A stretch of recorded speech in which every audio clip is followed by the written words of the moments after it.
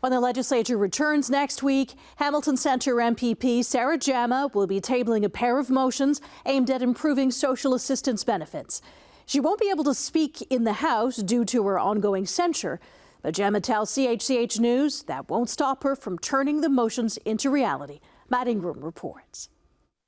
The amount of money that the province gives disabled people is not enough to pay for rent, food, and basic necessities. The independent MPP for Hamilton Centre announcing two motions today. One tying disability and Ontario Works payments to average market rent in a recipient's community. Currently, the maximum shelter allowance for ODSP recipients is $565 a month. And a second preventing benefits from being reduced due to other household income. This is a way that the program nickel and dimes you. Unlike bills, Jama can table the motions by submitting them to the House clerks.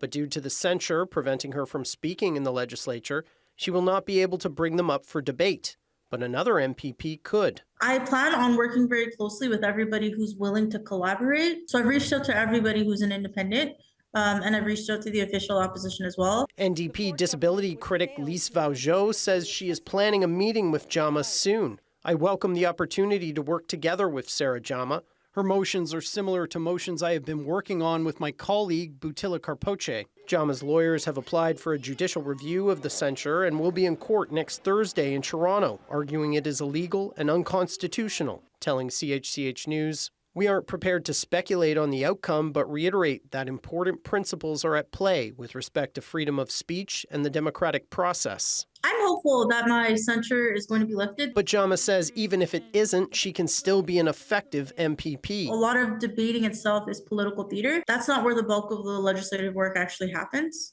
It's in the relationship building. It's in the committee work. The Ford government has said the censure will only be withdrawn if Jama apologizes for her statements, calling for a ceasefire and end of occupation in Gaza. The Speaker's office telling CHCH News she will be recognized if she provides our office with notice that she has retracted and deleted her statements on social media and intends to make an apology in her place in the House. 30,000 people are dead. If I were to apologize after 8 hours of debate, likening me to a terrorist from the Ford government, what would that mean for the people who have family back in Palestine who are continuing to be killed right now? We asked the Ford government for an interview about Jama's censure, but they declined, citing the ongoing judicial review. Matt Ingram, CHCH News, Queen's Park.